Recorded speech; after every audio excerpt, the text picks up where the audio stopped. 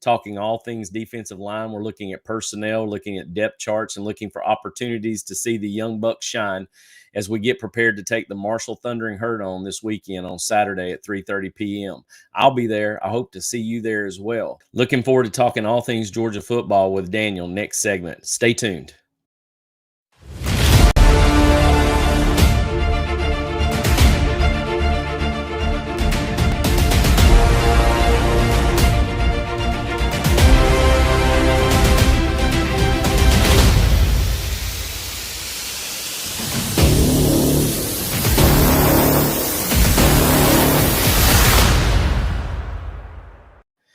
Welcome into the Huddle. I'm glad you could join me this evening. I have a special guest, Daniel Monroe with Locked On Georgia Bulldogs podcast.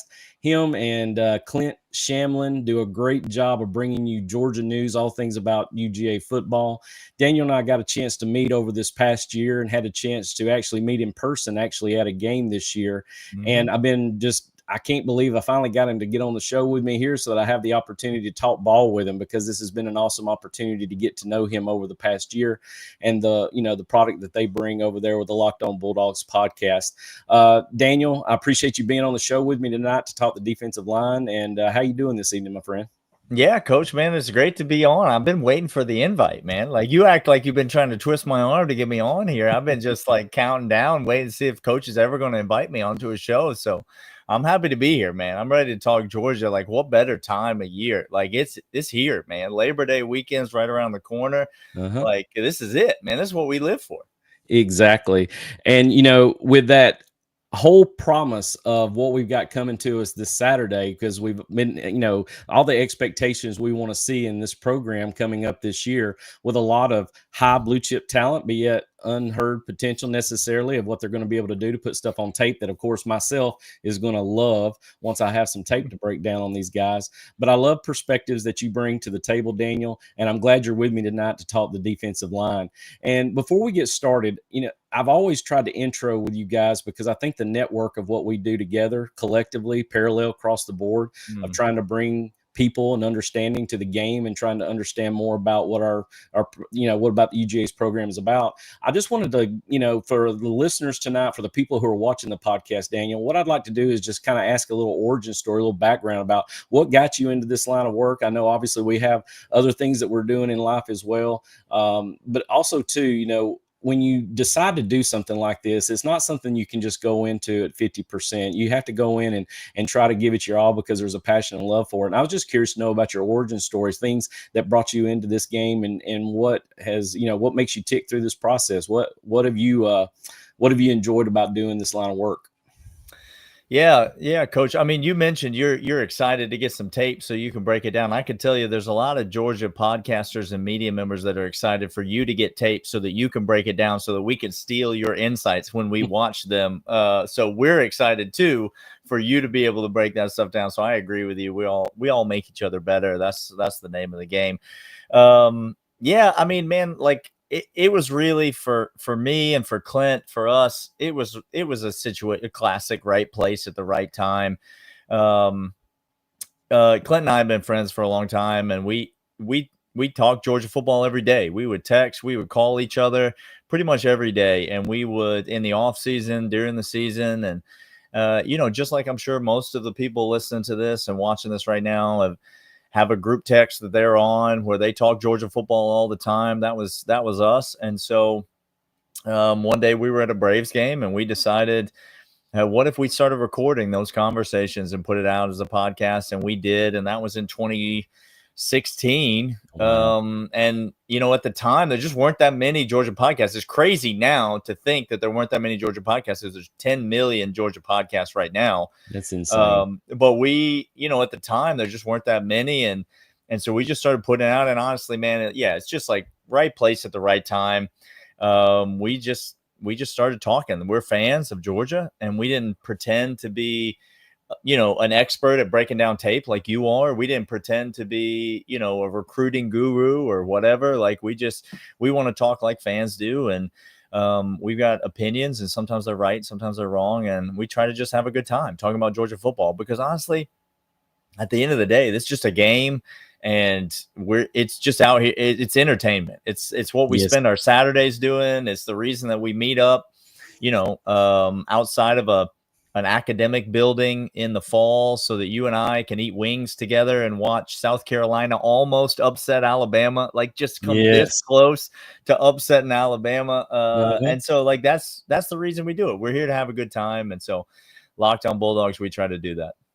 And it's very much appreciated, because when you tell somebody that, you can have insight and have the takes that you want on ball games and on ball in general, and on players in general, I think the different perspectives, to me, is what helps just have the fan that's watching, the people that are trying to understand it better, just to be enlightened by it. Because it's like I said, you're never trying to necessarily talk over anybody's heads, because everybody has their own opinion. But, I look at it from the perspective is that if I've made someone understand something a little bit better, I feel like I've done my job. And I think that's what you and Clint do a good job as well, educating that. And I'll tell you about that. You talk about the tailgate.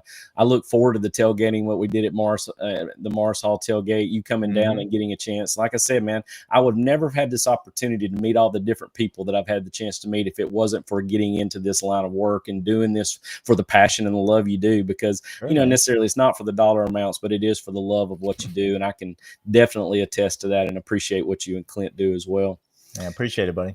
No problem, man. Well, we're going to get into the defensive line part and talk about this. But before we even do that, I wanted to kind of preface the fact that, to me, the defensive group as a whole, I think, really underachieved this past year. Glenn Schumann would agree with you on that. Missed tackles, less havoc that we saw, maybe not as many sacks as you want to see, broken coverages, more inconsistency with the score bases, things that happen where we look good one week and the next week we allow a UMass team to run for over 200 yards against us. And I think it got overshadowed by Coach Bobo in the offense, obviously, but I think Glenn Schumann's under a lot of scrutiny as well. I know as a DC, I would definitely feel that pressure of coming back this year after having a subpar year, and he even mentioned that out loud verbatim when he got a chance to be talked to. I know this may seem like an obvious question, but what I want to understand is, from you and your perspective, is what does the defensive line have to do better this year in order to return the form of what we've gotten used to with Coach Scott's crew? What do we got to see differently this year? I'll tell you, Coach, you said UMass, and you got to give a guy a warning before you're going to throw that out there. Like I felt something coming up, like I was about to need a bucket. Listen, I think you saw it. I don't know if you saw this on Instagram. The Georgia football Instagram is actually pretty fun. It's a pretty fun follow. But Scott Strickland's got this on a T-shirt. He's got an ice cream cone with the words soft on a T-shirt. And Clint and I have been using that word all offseason to describe this Georgia defense. This Georgia defense, I don't care which way you shake it. I don't care how you break down the film. This Georgia defense last year was Charmin soft. They were absolutely porous up the middle, just relentless in their desire to give up yards up the middle. I think about that Kentucky team. Brock Vandagriff couldn't throw the football forward to save his life in that game, and yet we let Kentucky run it straight up the middle 6 yards at a time. We managed to stop them in the red zone or on 30-yard line or so because of some penalties, some holding calls, and some things like that. They didn't score a ton of points, but they moved the ball up and down the field on us. That Kentucky team was terrible. This team was soft all year on the defensive front in particular, up the middle in particular. Now, I love Warren Brinson, and I love Nazir Stackhouse. I think they're damn good dogs. I think that they did some great things for this Georgia program. But whether it was them or it was the guys behind them or it was whoever, I think if you're this Georgia defense, you're Glenn Schumann, you're Trey Scott, you have to start with a desire and a toughness. And that's why I think you've heard Kirby use words like passion and fire and energy this offseason. That's why you see Scott Strickland with a shirt that says we're not going to be soft on it at practice at Bloody Tuesday. This Georgia defense has got to get back to some real toughness, and that starts right up the middle, because you can't do anything in this league. Better than anybody, you can't do anything in this league if you can't stop the run right up the gut. And Georgia couldn't do that last year, flat out. We watched the Notre Dame team. Jeremiah Love wasn't even 100% in that game. Yep. And they ran all over us, 6 ways to Sunday. And so This Georgia team was soft beginning to end. And so if I had to categorize it in one word, that would be it. That's what you got to fix if you're going to get back to being a Georgia defense. I agree. And a lot of fans that are Georgia fans that are just your typical homers are not going to like that comment, but I love it as a coach because the first thing you've got to do when you feel like you're not meeting those expectations is you challenge their ass. And, a lot of people don't like that because it's tough love. And that's something that, I want to basically piggyback off what you say for people who are listening to what you just said and say, well, they might have done some bad things at times, but no, there's no but. There was basically more consistency in them showing porous type plays than they did doing where they were shutting people down necessarily consistently, something that we've been used to seeing. And I agree with you on that. So I'm glad the fact that hopefully Coach Scott, Coach Schumann, and Coach Smart chewing ass every day, getting after people, making them realize that you can't go out there and, not give it your all, not be able to live up to the standard that they've tried to set. And, they've had a pretty high standard to follow.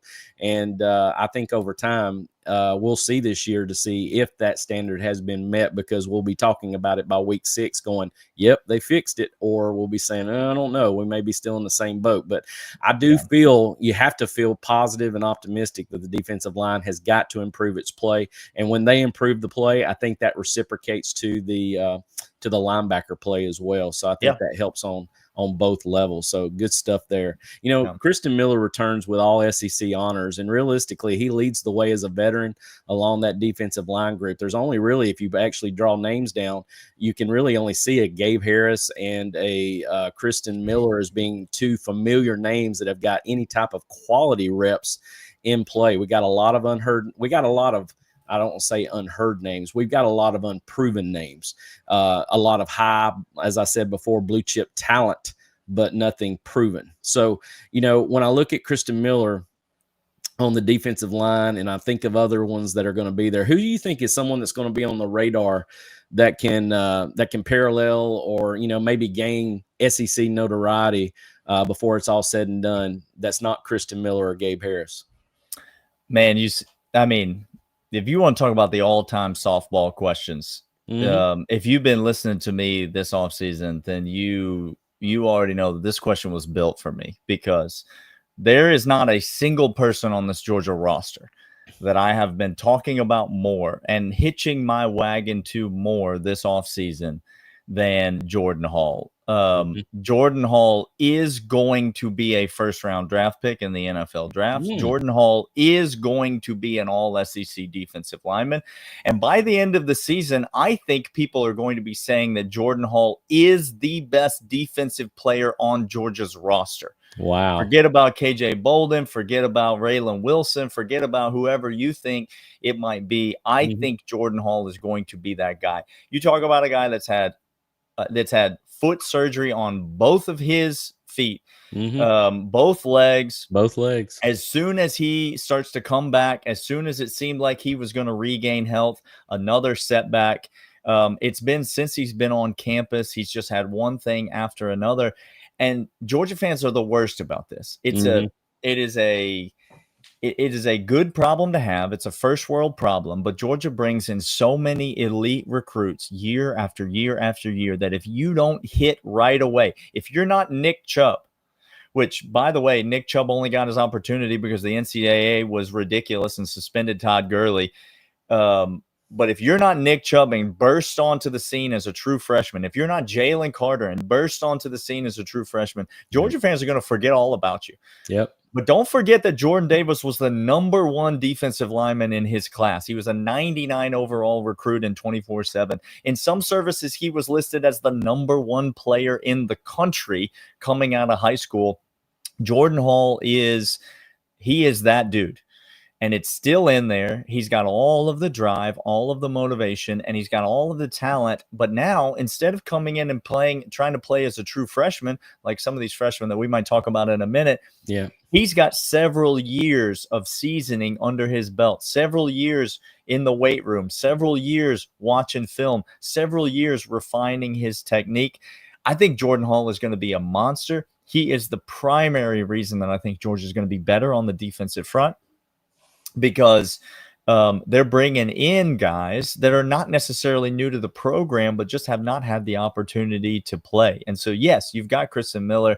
Yes, you've got Xzavier McCleod, who also is coming back, who was a contributor on last year's team. You've got some of these guys, Gabe Harris, you mentioned, who have contributed before. But there are more guys waiting in the wing. Just because the national media doesn't know who Jordan Hall is, that doesn't mean as a Georgia fan we should forget who Jordan Hall is, because we know who we've got in this guy. And I think you look at the fact that Kirby gets to pick who he sends to the microphone, right? And who has he sent to the microphone more times this offseason than anybody else, basically? It's Jordan Hall. Jordan Hall. He's almost seems to be the face of this defense. He's got this Jordan Davis type personality to him. He's got a big smile. He's got a great personality. And he's an absolute menace on the football field. We have seen that when he's healthy and he's at his best, and he is healthy for the first time in his Georgia career. And I expect really big things, Coach, from him in 2025. You know, I love the passion of that answer, because that normally is probably an outlier to a lot of people's answers. But, you know, I love the fact that you're taking someone that's going to be coming back with experience. He's healthy. Heck, he's got Terminator tibias. I mean, he's got rods in both of his legs and his ankles. Right. I mean, if there's someone stronger in his lower body now, it should be him, with his mobility and his ability his twitch to get off the line of scrimmage with his get off.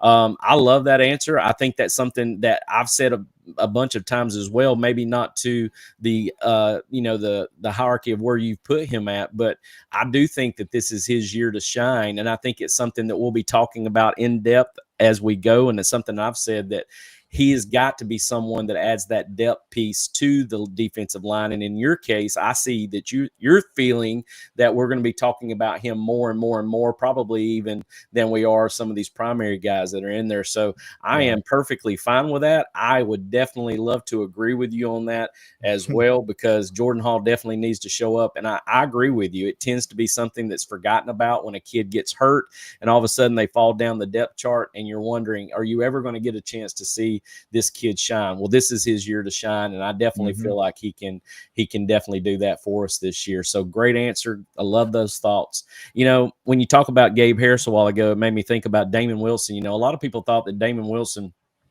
leaving for Missouri was a, kind of a poor move on his part, but, to each his own. Wish him well over there in Missouri. But, you look at Gabe Harris. Gabe Harris has stuck around, has done those things that Coach Smart talks about, where, he's not gone into the portal. He's stayed his ground. He's continued to get bigger, faster, stronger, improve, gain in leadership value, gain in veteranship, have the ability to, just learn the game in a different level and be a higher cerebral player that, Coach Smart wants and needs and desires for a defensive player. So, since he has stuck around, what's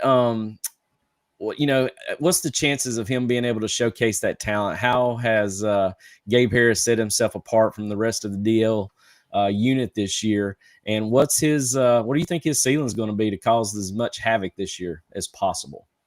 Man, you talk about a guy that's not getting talked about in the offseason. And I think Gabe Harris is the number one guy. Mm-hmm.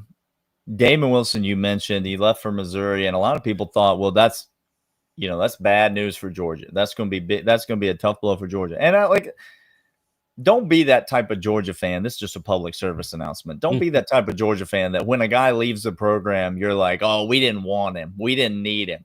Georgia wanted Damon Wilson. They wanted him to stay. He would have been good for Georgia this year. Don't be that guy. Sometimes another school comes in, they drop a bag. Sometimes a guy wants to leave. Sometimes whatever. It's okay. But that doesn't mean that the guy behind him doesn't have an opportunity now to step up. And I think this is Gabe Harris's opportunity. He's not being talked about enough. I think I'm not saying he's going to have this type of season, Coach. But tell me if I'm crazy. I think about a guy, Channing Tindall. Okay. Channing Tindall spent 3 years at the University of Georgia doing a whole lot of nothing, Coach. He had maybe 30 tackles in his first 3 seasons combined. He had maybe 3 sacks in his first 3 seasons combined. 2021 rolls around and Channing Tindall has 67 tackles and 5.5 sacks. we all remember him in the national championship game being like a missile coming out of the backfield, getting into that Alabama backfield, sacking the quarterback. Like, he was a premier player on that defensive line. Obviously, you had other Quay Walker and Nakobe Dean, there also, but he was a pivotal player on that Georgia defense, and a guy that had just waited his turn, just kind of sat around, just learned the system, sort of under the radar. There was nobody coming into that season, nobody that was talking about Channing Tindall having a monster year, going to come out and wreak havoc in the backfield in all these games. I think Gabe Harris has got an opportunity to step into that kind of a role. This is a highly touted kid. He's very talented. He's been in this system. He's been learning from the best. And I love his opportunity this year. I think he's got guys around him. I don't think he has to do too much, but I love his opportunity on the edge of the line of scrimmage. Whether he's lined up, at an outside backer position or defensive end position, like wherever he ends up playing, I think he's got an opportunity to really be a disruptive force. Georgia's got to get better in the pass rush, Coach. Like, they got to get better in the pass rush. And if they're going to do that, Gabe Harris is probably going to be a part of it. Love that you said it that way. I love the Channing Tindall reference, because here you've got a guy that's a rotator with Quay and Nakobe and ends up getting, drafted by, I believe it was the Dolphins. And, and that 1 year's worth of work shows that he had the development to be able to be an NFL draftee. And I think you're right with what it comes with Gabe. And that's the reason why I wanted to pinpoint the fact of him sticking around and being patient with what's going on and seeing the true development of what a player can do and exceeding when he gets the chance. As you said, he doesn't have to go out there and be the man. He just has to go out there and be an important cog to what they want to do defensively, and he will produce results for you. I was thinking from the Havoc standpoint, I would love to see him be a guy that we're talking about who rushes the quarterback very well, who has good bend, good speed, causes a lot of problems for quarterbacks to speed up their throwing window. That's something I would really love to see from him this year, because I think if there's one thing that we need, whether it be from the jack position or from that defensive end position that's typically out on a 5 technique or head up on a tackle, that gets the ability to get in the backfield a lot more than what we saw last year. And I think Gabe Harris definitely brings that. I love the parallel you gave him there to Channing Tindall. That's good stuff. Georgia Sports Autographs is built by collectors for collectors. They know what fans want because they've been in your shoes, hunting for that perfect piece, the right signature in the right spot. At every signing, Georgia Sports Autographs make sure it's done right, using the proper ink, following best practices, and paying attention to every detail so you end up with a product you'll be proud to display. They've already worked with many of Georgia's top athletes, and their network gives them access to just about anything you can imagine. If you don't see it listed, don't assume it can't be done. Chances are they can get it for you. Georgia Sports Autograph tests themselves with every event, always improving, always delivering for the ultimate addition to your collection. Trust the team that treats every autograph like its own. Georgia Sports Autographs, where every signature tells a story. Do you think there's a positional defensive lineman this year that's going to gain traction that is necessarily not a starter day one, but we're going to be hearing more about it, other than, of course, what you talked about with Jordan Hall? You got another guy on your mind that we might be talking about more in depth? Well, yeah, I mean, like my Jordan Hall for sure. I mean, I went out. I'm going out as far out on a limb as you can go with Jordan Hall, obviously. But yeah, I mean, what about this Army guy, Elo? Like, Elo. Coach, like I think there's a chance he leads the team in sacks. Wow. And so if you lead Georgia in sacks, then you got to be competing for an all SEC team of some kind, right? Yes. Like if Georgia's going to be competitive for an SEC championship, college football playoff team, which I think we both think that they are likely to be. Yes. And you're a guy that leads that team in sacks, which I think Elo's got an opportunity to do. Look, obviously you're talking about lower competition from where he's coming from, but I don't know. Like Clint and I like to say that Kirbyese is a language of its own, right? Like you've got to know how to diagnose the press conference. You can break down tape. I feel like I can break down a Kirby Smart press conference as good as anybody. And the way that Kirby talks about a guy will tell you a lot about Yep. that guy, right? And there are I some agree. players, I call it the Brock Bowers effect, where Kirby's natural disposition is to want to say something negative about a player to motivate them. He gets that Motivate from 'em. Coach Saban, obviously. Mhm. He wants to do that. But if you noticed back when Brock Bowers was on the team, he couldn't do it. He couldn't find anything in there negative to say about him. Every time he opened his mouth, positive things just came out of his mouth.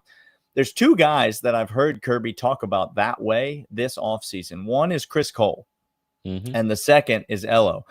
And I really think Kirby has so much respect for the kid's work ethic, for the way that he approaches the game. It just makes me think, look, don't underestimate an Army transfer. If the kid can play, the kid can play. And listen, if he can get after the passer, I don't care who he is or where he played or where he came from. We need him. We Exactly. desperately need him on our team. So I think he's a guy you might give a look to from that outside linebacker position, like flirting with some all SEC accolades at the end of the season. Good stuff. I agree with everything that you said there too. I think there's an excitement about him because he brings just an added element to that outside linebacker position, playing more or less likely the jack position. I know Quintavious Johnson might have some things to say about him, maybe trying I to like Quintavious Johnson too, man. I like him a lot. Yeah. And that's what I'm saying. It's funny when you look at all the names that I brought up on the depth chart, and I'm going to be doing on a breakdown a little bit later after we break for the next segment. But, I sit there and look at all those names that we're looking at depth pieces, and they're all these 4- and 5-star blue chip players that we are so excited to see because there's not really a drop off. It's just, like I said, it's unproven potential. We got to be able to put them on tape and see what they do in these glorified exhibition matches we're going to have in these 2 FBS matches right out of the gate. So, Elo Mosozi, someone I thought would have the bend, he would have the want to, the desire that Coach Smart loves to see, the passion that he talks about. I want him to, I think he obviously is going to be bringing a leadership quality as well because of where he came from. I have a good friend that I coached with at North Murray who went to Army to be part of their defensive staff. His name is Courtney Braswell. He's now at University of Cincinnati.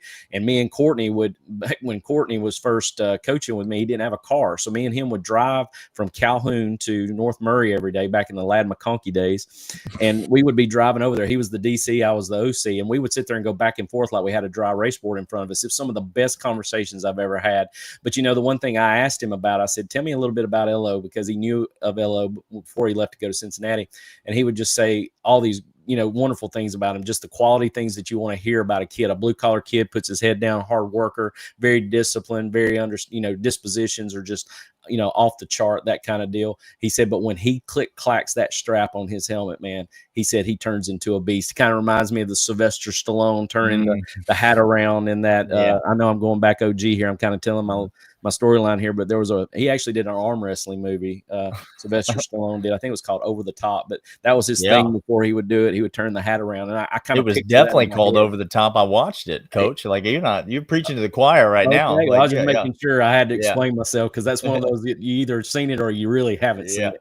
So, but that's what I thought about. When he clacks the strap on and he gets out there and gets after it, I think you see with his abilities some good things. And my thing is that I don't see him having a problem with the bend, getting around offensive tackles, rushing the passer. I'm looking to see what he's going to be able to do on the line of scrimmage to tackling the run game. He's got to be able to take the down blocks and take those guards trying to kick him out. We'll see what he does with that. If he can be the complete package, that's going to be something I'm sure that he's going to have to work on, due to the fact of what his competition level has risen to now joining the SEC. So, great pick there. Love what I see. Sure.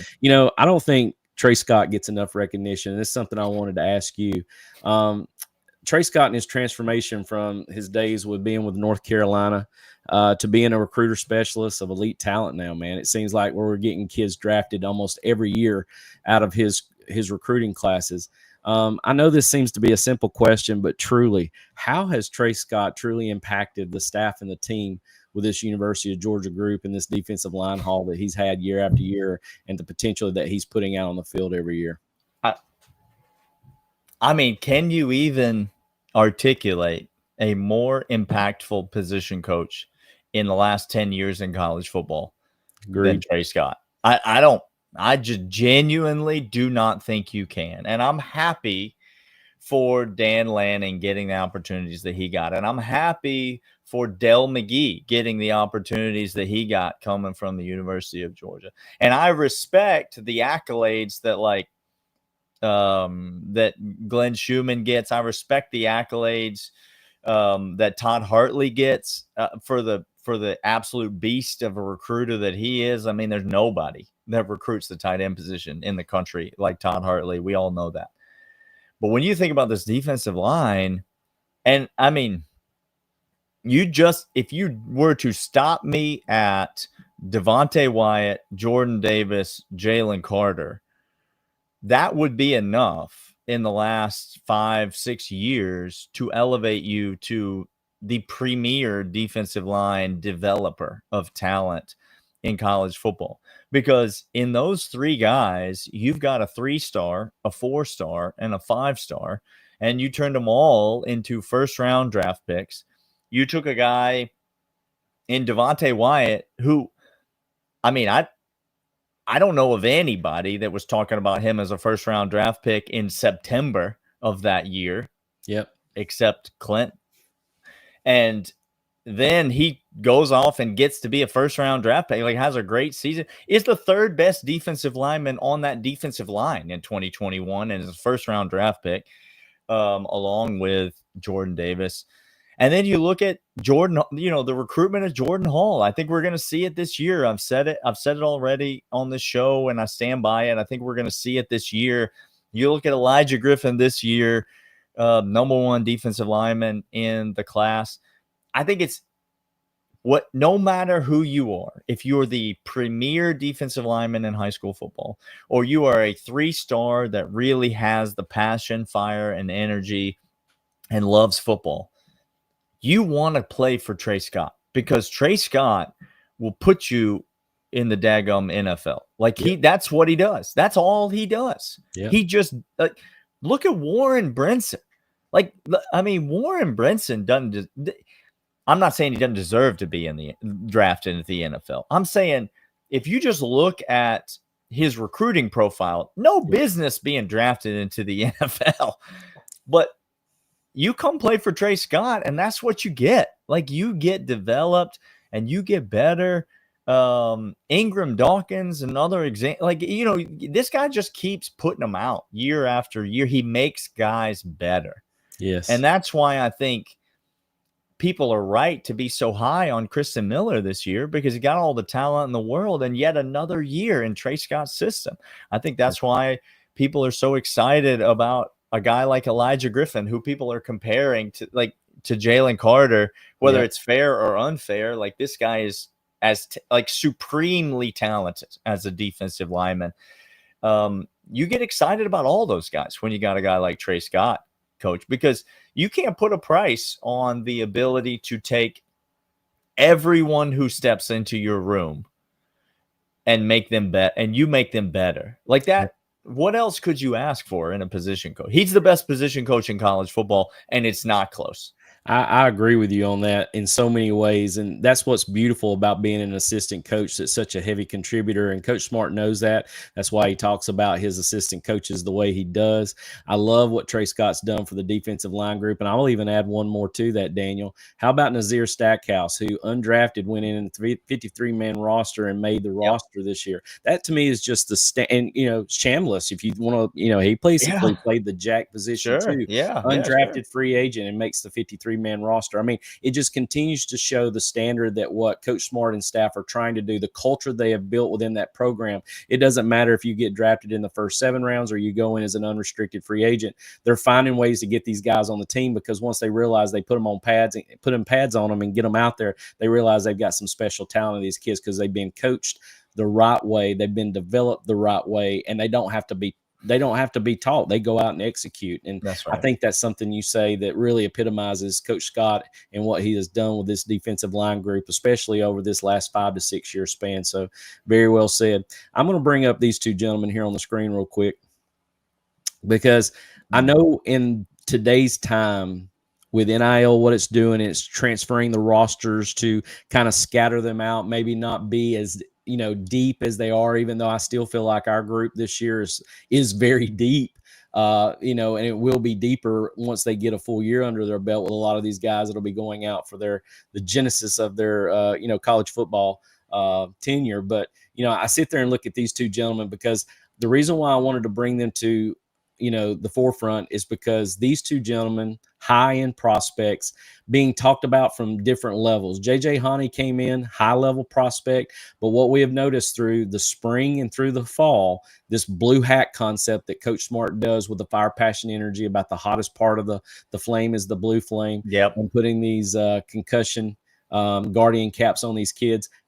Nnamde has not lost his blue cap the entire time. I mean, he's out there every day giving his all for what he wants to do with the relentless effort, with the ability to be, like I said, very cerebral. A lot, when you talk about Elijah Griffin, as you said a while ago, I've heard more stories about him this year causing problems in the backfield for the offense during scrimmages, during practices. He's continuing to move up the depth chart. And honestly, I think Coach Smart does this for kids that are coming in as freshmen, because he did it with KJ Bolden. If a kid has the potential to play physically and can match that parallel cerebrally, okay, they have the opportunity to play. And I think these two gentlemen we have on the screen here in Nnamde and Elijah Griffin, we're going to be seeing a lot sooner than later. Your thoughts on that?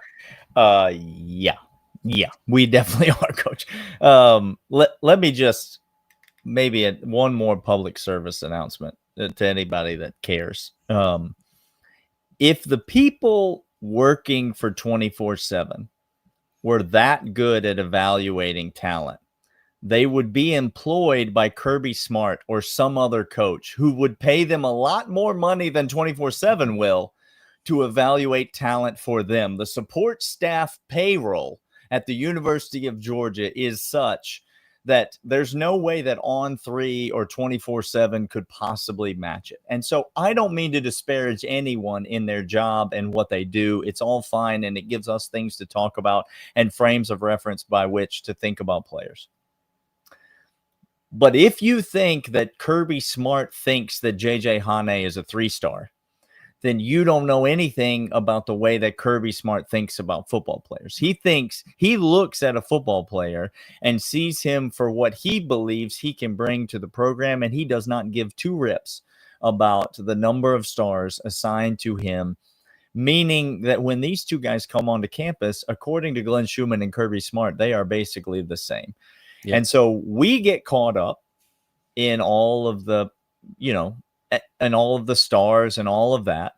And we failed to remember that Todd Gurley was ranked lower than Keith Marshall, and Nick Chubb was ranked lower than Sony Michel in the recruiting rankings. Yep. But that doesn't matter, because football players are evaluated by the coaches that are going to coach them, not by recruiting services. I couldn't agree more with you, Coach.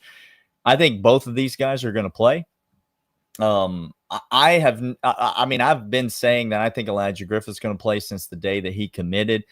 I mean, this guy, you just watch it on the tape, and he is as physically dominating of a player as you'll see. And if you remember in 2021, Jalen Carter, at the end of his career, people will say that Jalen Carter was the best player on that 2021 defense. He turned out to be the best player that was a player on that 2021 defense. But he wasn't the best defensive lineman on that defense. He wasn't even the second best defensive lineman on that defense. We've already talked about them in Jordan Davis and Devontae Wyatt.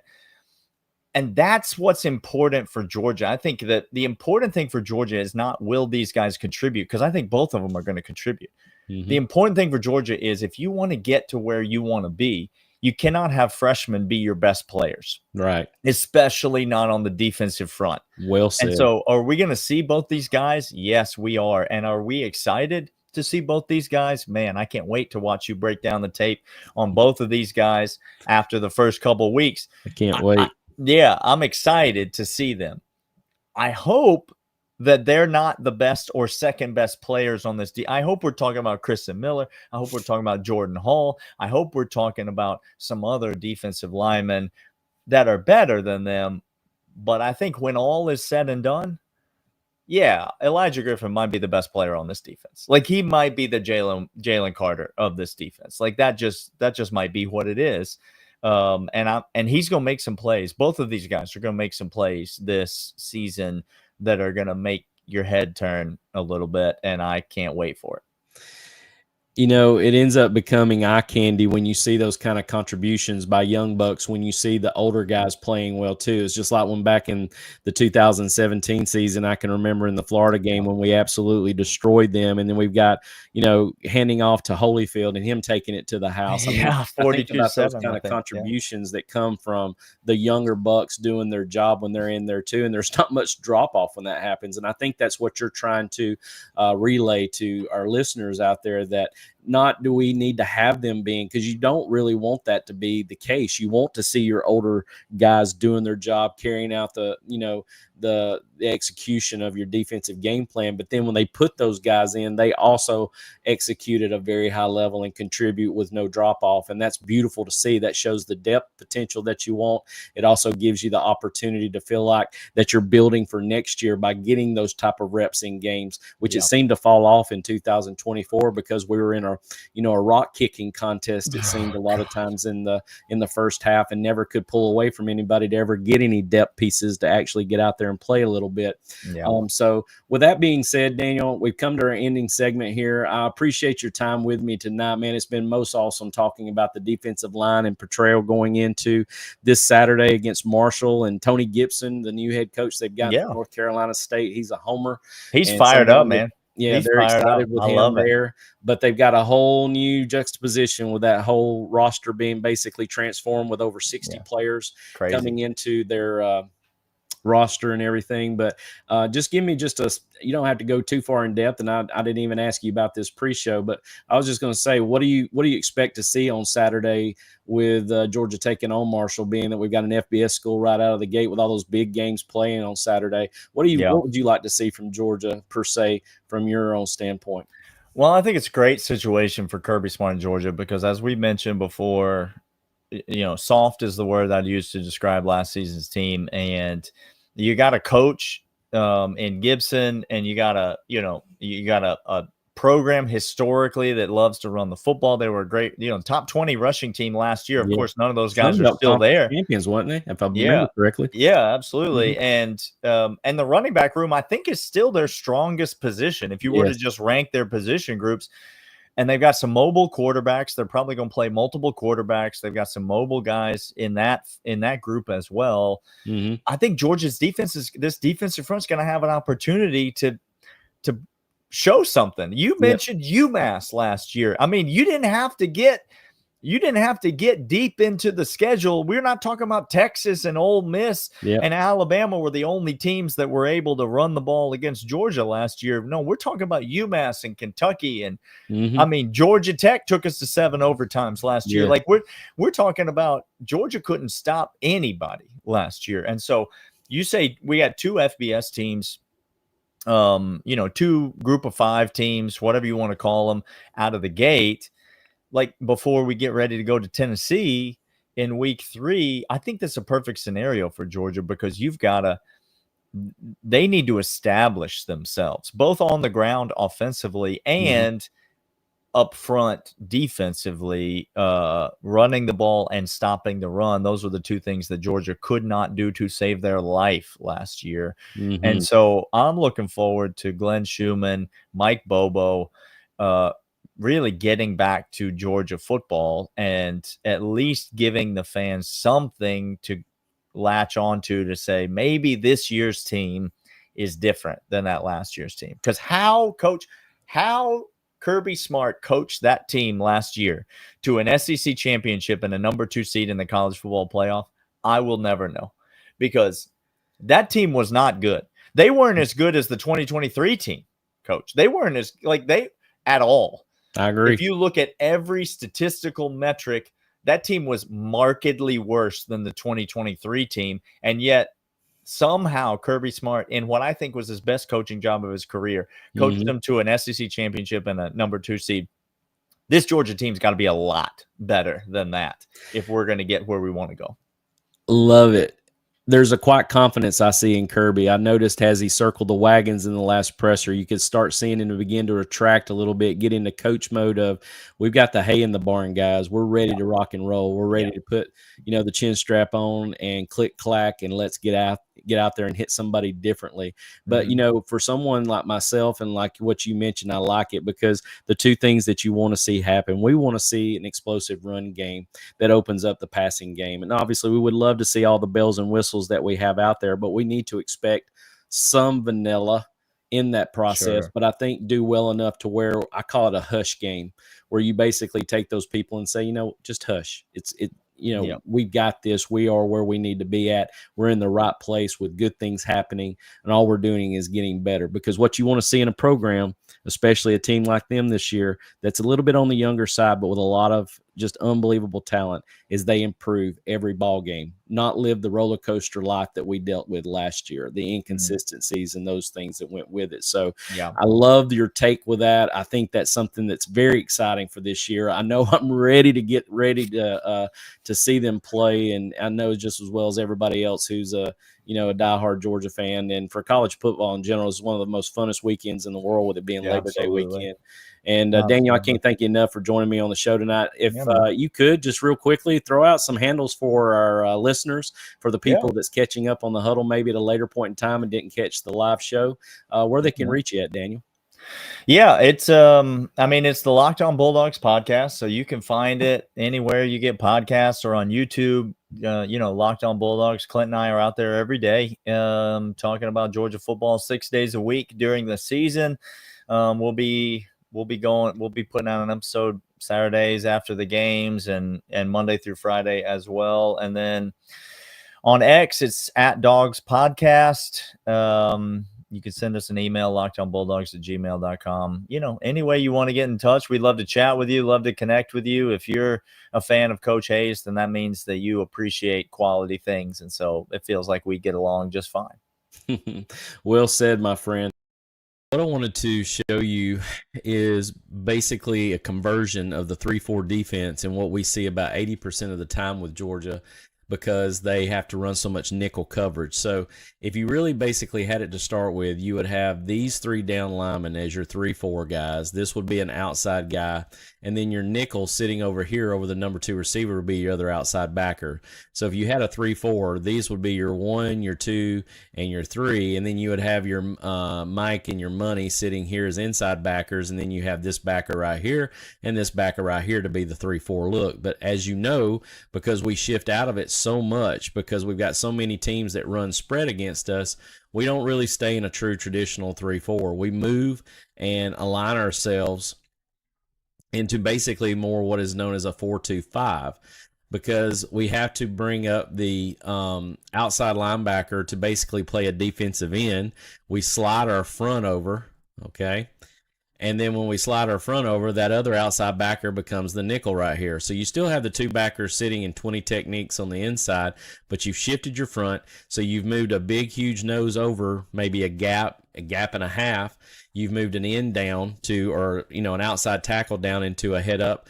And then you've also moved another tackle out to play an end position. So that's the reason why a lot of times you see these guys referred to as true defensive ends, even though realistically they're actually tackles moved out to defensive ends, and where you've got an outside linebacker walked up to play another type of true defensive end. So this leaves your bigs being these two guys right here, depending on what type of front, what type of shift they want, what they're wanting to do with their backers that are up front, that are playing off the ball as well. But what I wanted to do real quick was just to give you some insight on who's going to be at each one of these positions.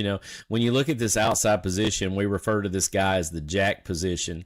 There's a lot of things that this guy has to do. He's not only a guy that's got to run the bend and try to get to the quarterback, but he's also got to be able to take on when when there's a pull, or you have somebody that's they're looking to pull out and they're either blocking down, whatever it may be. He's got to be able to squeeze the down and take on whatever's coming to him. So it's not only someone that can take on the bend and the rush of rushing the quarterback against passing options. He's also got to be able to take on run scheme, gap scheme, zone scheme, everything, and be able to stretch the run. So this guy right here, to me, is almost as equivalently as strong as the guy that's playing the nickel out here. He has to be a hybrid type player that can do both. He's got to be able to rush the passer, have bend, have quickness, get off, all those things. But he also has got to have tough enough abilities to play in flat head guards that are pulling towards him, or H-backs are trying to pull towards him and taking on offensive tackles all day long. So, the first person that we look at, I'm thinking they're going to have here at this jack position, I think that's going to be Quintavious Johnson. Behind him, I think you're going to see probably Elo Mosozi. He's going to be someone they're going to be counting on as well to come in and play that position. He's still learning the defense, I'm sure. I think if you put a star by his name, it's only because he's still learning the defense. He's going to have to learn to take on the run better from SEC tackles and guards, the pullers and things like that. I think his pass rush is going to be very good, and he's got a motor. So, that's something that you can work on and develop through this year. But still, I think he's a learning process.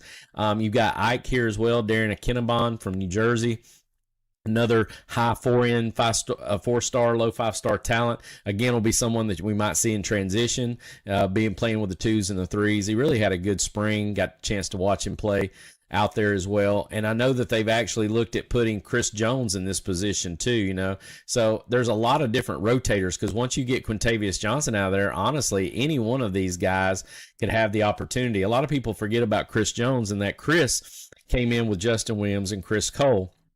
And they're trying to find that right fit for him where he can still play inside linebacker, all right, as well as the linebacker position that plays the jack. And a lot of people don't realize that we will go to a 3-3 stack look sometimes in different passing situations, and Chris could actually play that inside linebacker position stack because we've only got 3 down linemen playing their traditional front as a 0 and 2-4 eyes. So that's the jack position that we're looking at. Again, this linebacker position is what they refer to as the jack, okay? Now, the tackle position, this has got to be a bigger guy, but I think that's typically a bigger guy that's also has a little bit of twitch, a little bit of a quicker guy. Honestly, these two guys both have that same concept. So when I look at the defensive tackle position, the first one I'm thinking about is Christen Miller. He's coming back. He's got the most experience. I think he has the ability to take on guard tackle combos. He's got the ability to wreak some havoc in the backfield. He's shown that. He's just got to stay injury free this year. We have got to see something from Jordan Hall this year, giving us a little bit of a, breather as much as we're going to rotate with Trey Scott's group. I know Hall's going to be someone that we're counting on as well. Jordan Hall's got to have a successful year. This is his year to finally shine, to come in and rotate and do his job and have some good things happen to him this year. Another thing is you look at is McCleod. When I think of McCleod, he's someone that came in, I think, a little overweight, a little deconditioned, and we got him whipped into shape, and I think he's going to be someone that helps us. I saw him grow a lot last year as they tried to use him. Hasn't been talked about as much in the offseason, but I do think he's still going to be someone that rotates in and helps in regards to that. And, I'm going to put Griffin down here, but I'm going to tell you this, guys. Elijah Griffin's going to get some playing time. He's going to get some rotating time.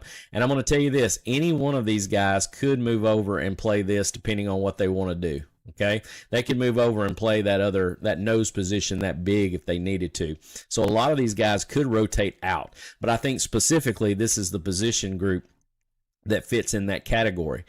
So now you got to look at your big guy. Okay, these are your 330-plus guys that I think are going to play. They're going to be playing typically head up on the center as a 0 technique, but if they are shifted to the 4-man front, they're going to be playing on the inside eye of the guard, which is a 2-eye. They're going to be playing head up a 2 or outside shoulder, which is a 3. And you're going to see a lot of different adjustments for them because they're still going to be working 2-gap concepts because they're meant to basically take care of gaps and be fundamentally sound to hold up as many guys as they can so they can't get to the linebacker play, off-ball linebacker play. So when I look at the big nose guys, I'm thinking of Ogboko, Nnamde. All right, past that, I've got Nazir Johnson. And then from there could be anybody like Justin Green, Jordan Thomas.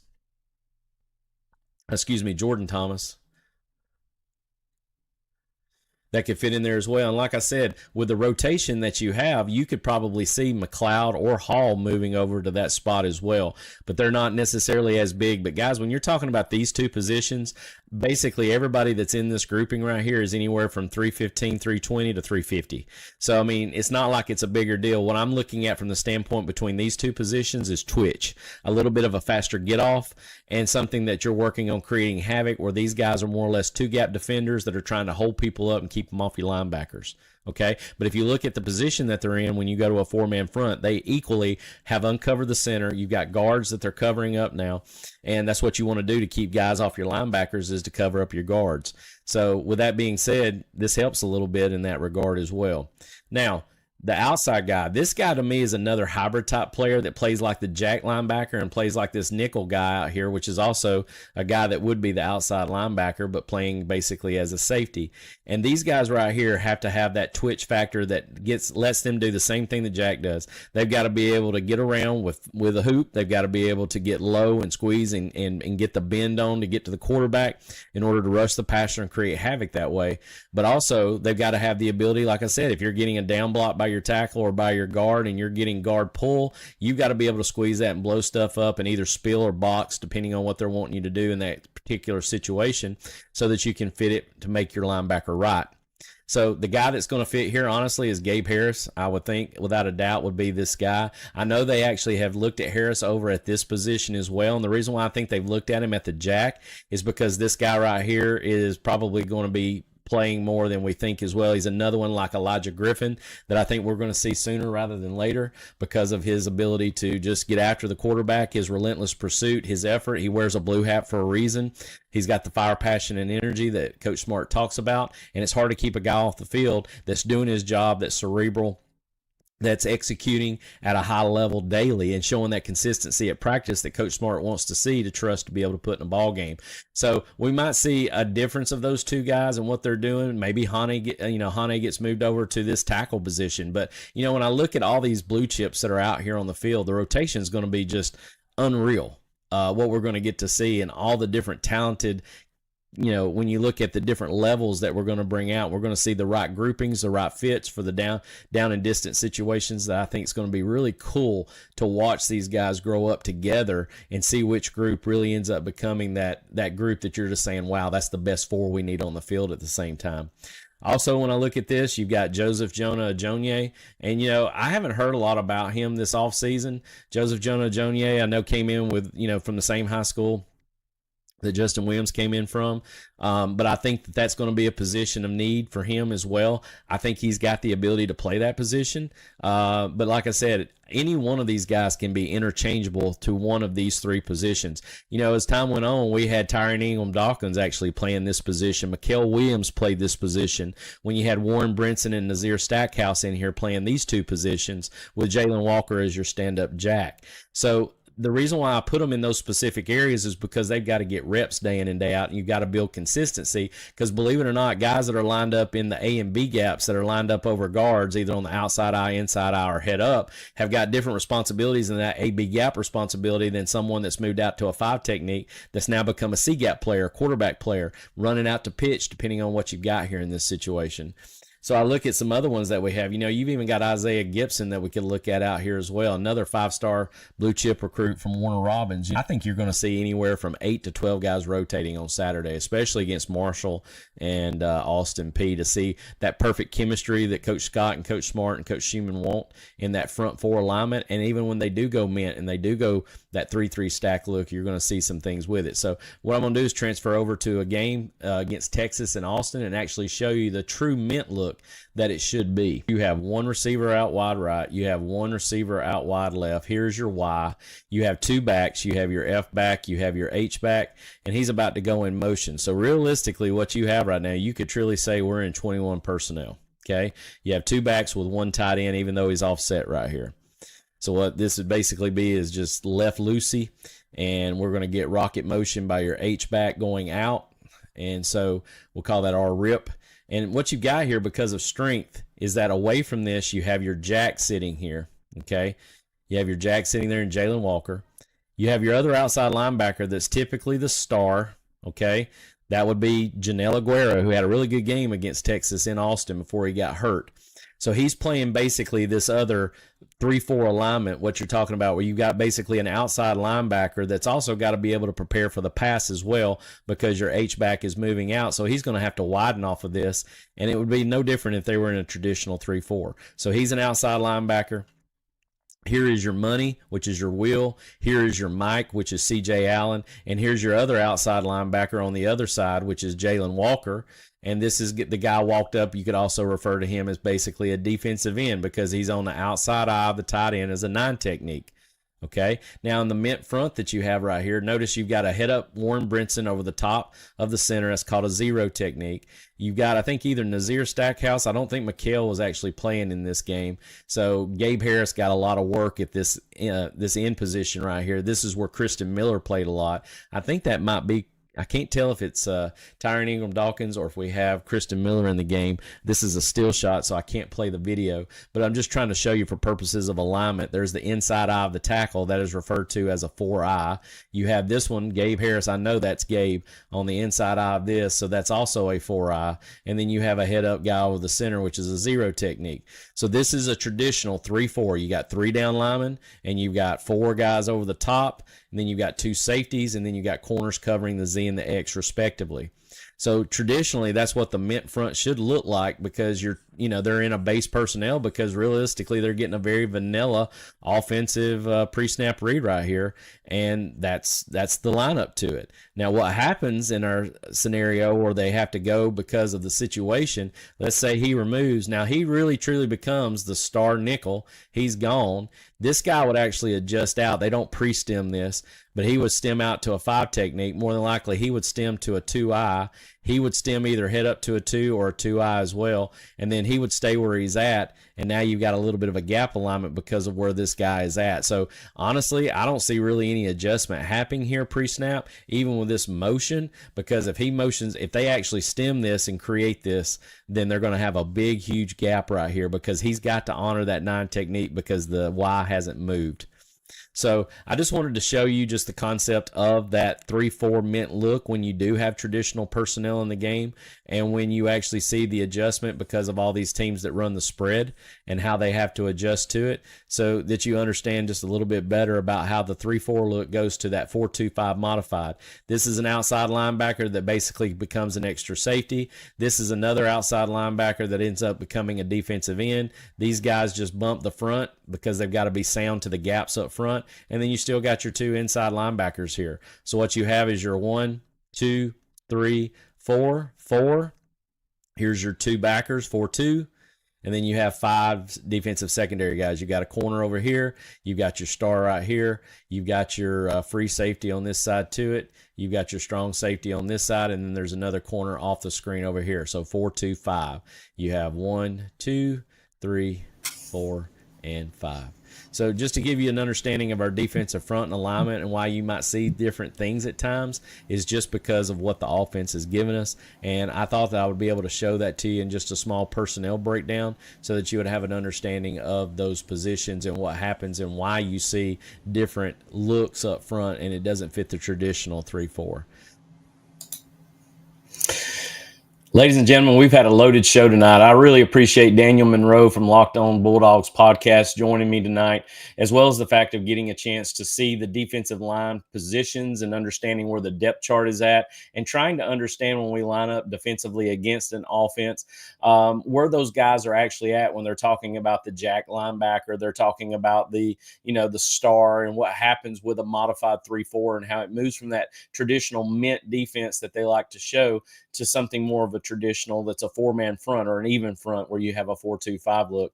It's been awesome being able to interact with you guys tonight in the chat. I wanted to go back to this question right here that was put in by Just My Damn Opinion. I love it. Will UGA have all D linemen be special this year? That's the key to unlocking the whole defense. When I look at this question, I think about the fact that we do not have anybody other than Christen Miller and Gabe Harris that has satisfied amount of reps on film where I feel legitimately I can say they are going to produce this year. The other young group of men that we've been talking about this year haven't had any really proven material yet. They are working towards that, and we know what their potential could be because obviously we are biased for our Georgia Bulldogs and want to see them play well. But I'm just going to take it as a whole unit. I understand as a coach that to me, to have dominance in a football team and to be a very successful football team, you have to establish the defensive line, your defensive front, and your offensive front. They have got to be like your bullies of the school. They've got to be the guys that go out there, and they're the ones that show up, show out consistently as a unit, and they basically create the vibe for the rest of the defense, for the rest of the offense, respectfully. So I agree with that question that was made. I really like Jordan Hall. I really like the fact that, Xzavier McCleod, I think, is going to really push for playing time this year. I'm really excited to see about what's going to happen with Griffin, and if he gets the chance with Elijah Griffin. Elo Mosozi is another one I'm really excited to see what he can do on the front. Can he take on pulling guards? I know he can rush the passer. I know he's got relentless effort, but can he take on SEC guards pulling and kicking him out and run scheme defense?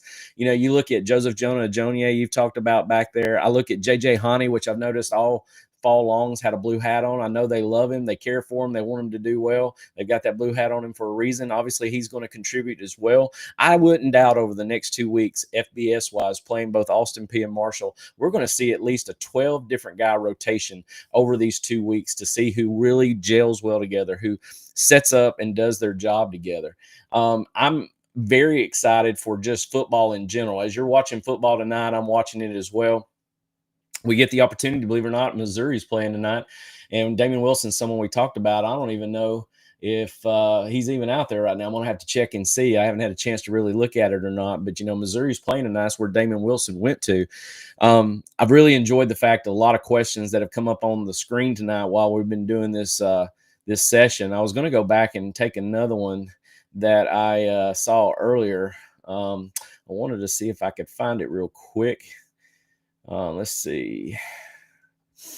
There's a lot of quiet ones out there. When you look at Quintavious Johnson, we're getting excited about him.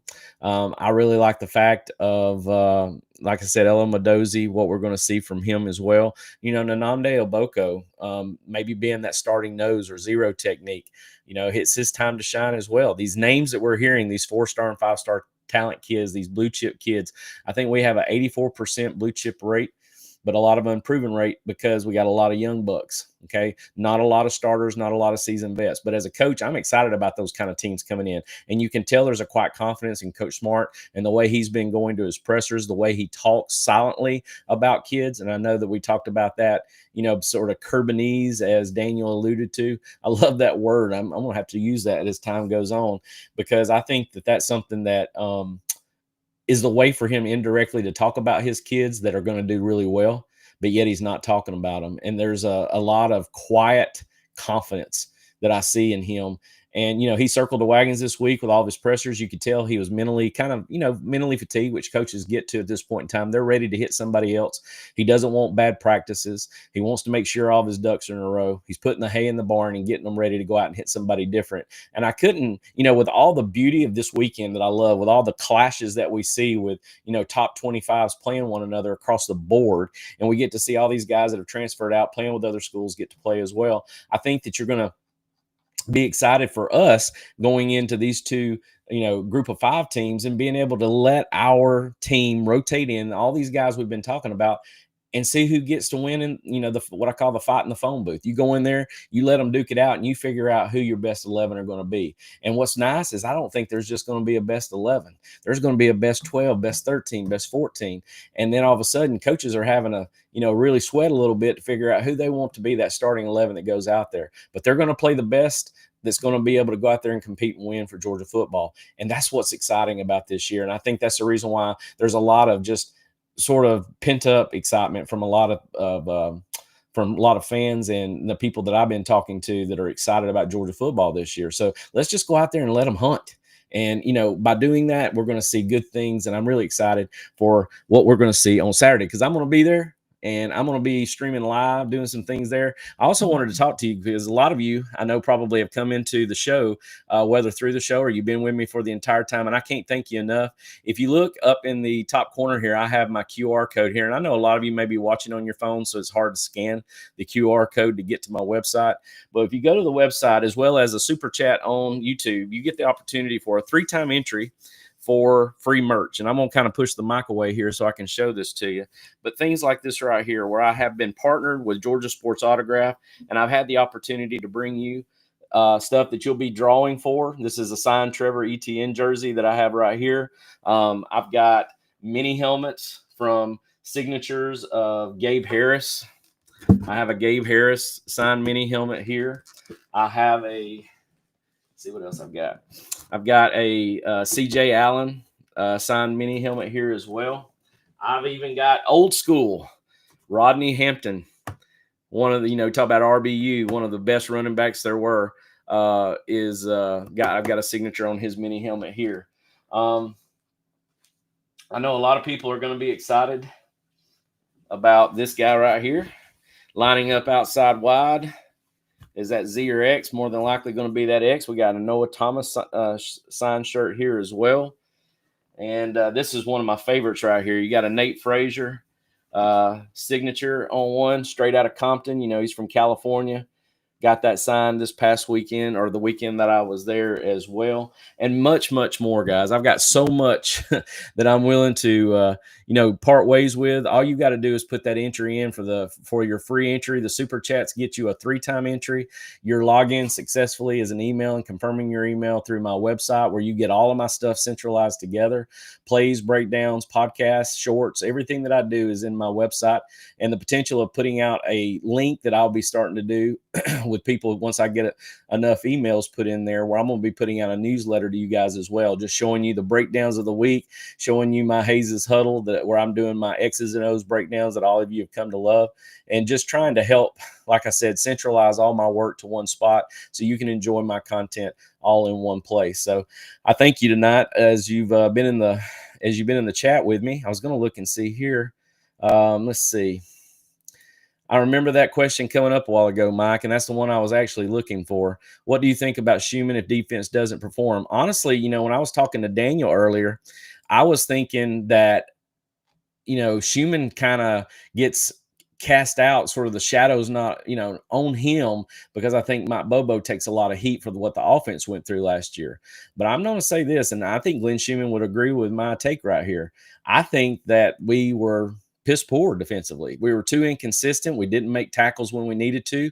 We stayed on the field in third and middle segments, or third and long segments. We stayed out there too long. We let them extend drives, and Coach Schumann would agree with that. We go out and play our hearts out against Texas and Austin, and then we lay an egg against Ole Miss. There's a lot of things that go with that too. There's inconsistencies. If your offense is not playing well, which we saw the roller coaster drama story that was last year, it doesn't help your defense either when they're constantly having to play on short fields, when they're in a situation where they're on the field a lot of snaps because the offense isn't sustaining drives. There's a lot of things that go with this. So, I think that Schumann is definitely not gone. Schumann is going to be one of those that he's going to end up taking a head coaching job somewhere else in a Power 4 conference, just like Dan Lanning did. It's within time, probably I'd say within the next 5 years. I know he flirted with North Carolina before Bill Belichick took that job out there, but Glenn Schumann's job is safe. And, honestly, 1 year can't put you under the spotlight like that. I will say this. I've defended Bobo and Searles for a long period of time. They're very close to me. I know them fairly well. I know a lot of their family members. In fact, Coach Searles grew up in the same hometown I'm from. I know his family very well. I know Coach Searles and what he's about. And there's no one more that wants to see this program be successful than those two guys. But they've got talent this year, and they've got to utilize that talent this year. And I'm going to go ahead and say we've got to do it this year. And if we don't, I think every reason being that Coach Smart's going to have to sit down and have a big boy meeting and figure out what the opportunities are going to be for them next year, and maybe go a different direction if that happens. But I don't even want to get into the negativisms of those things. I truly think we're going to see success this year. And it all comes down to what I mentioned a while ago from the gentleman's comment, and that is our defensive and offensive line have got to show up. If they do, if we can put ourselves back into a top 20 rushing offense and a top 5 rushing defense, and be able to sustain getting off the field on third and shorts, third and mediums, and of course third and longs, we're going to see a successful program. There's no doubt about that. And that was something we did not show consistently last year, and it shows from all the different stats that we put out there. So I'm really looking forward to what we do, not this Saturday or even next Saturday, because we're going to definitely have our first test on the road in Neyland Stadium against Tennessee. And what a better way to figure out personnel, to figure out who your guys are going to be, those cogs of the mechanism that you want to see on the field, that starting 11, by getting 2 very good glorified exhibitions. You know, Coach Smart's never going to call it that. It's a game. He respects those teams he plays. He's never going to make that a point, but he knows in the back of his mind he's got to find the right personnel over these next 2 weeks to figure out who he's going to put on the field against Tennessee up at Neyland Stadium when Gunnar Stockton faces, you know, his best adversaries this year, because it'll be his true first road SEC test, even though he did play against Notre Dame and against Texas last year to finish up the SEC championship. This is his year. He's got the reins. All right. The yoke is in the mouth, and he has the reins of the steeds, and he is headed forward this year with the team. So it's his team to keep. And I really do think we see good things from him this year, because I truly feel like a passionate human being who loves his program, who has stayed the turn and went through all the growth that he should. I think he's just made to be in this position to be successful. You know, call me crazy, call me wrong, call me stupid, whatever you want. I think Gunner's going to do a special thing this year for us, and it's going to be fun to sit back and watch as Georgia fans this year. Yeah, you know, I sit there and look at those comments. Bill Belichick's a great football coach, but it just comes down to it. You know, you think about Nick Saban. He did the same thing. He thought he was wanting to go to the Dolphins and be a NFL coach, and it turns out he didn't like it either. So it's really hard to put, you know, sort of a sting on somebody and say they're the best coach ever, because realistically, it's all about the culture you build your program, being in the right place at the right time, how you recruit. And it's a completely different storyline when you look at Belichick at, you know, with the NFL coming to college football versus what like Nick Saban did going from college to the NFL. You saw that he didn't like it very long, because he came back to be with, you know, of course, made one of the best decisions of life coming back and going to Bama. So, you know, with everything said, I think that just real quickly, I don't think I have any more comments over here to really look at right now. I want to thank the couple of super chats that I got tonight that contributes to a 3-time entry into some of that merch you just saw a while ago that I'll be doing a drawing on, and look forward to being able to reach out to you to say, hey, you've won some free merch. Where do you want me to send it to? Tonight's been a great night because I was enjoying with Daniel, talking with him about the defensive line. I think they're going to show up and show out this year, and there's going to be people we're even talking about differently than we even said tonight. I think that we're that special up front. It's just a matter of getting proven shots on film and getting a lot of film under your belt and doing what's right and executing when you get the chance. Yeah, I agree. He hasn't coached a game in college yet. He is, to me, irrelevant, honestly. I think it's more for show than anything else. And to me, he can go out there and go 12-0 this year, and I really wouldn't care. But I don't think that's what he's going to do. And unfortunately, he may end up falling flat on his face for all I know. But, you know, with that being said, he's one of those where if I'm a coach, I do not care about what's going on with Bill Belichick and the Tar Heels until I have to line up against them on the other side of the field and I'm playing them in some kind of playoff game or play-in game or whatever it may be.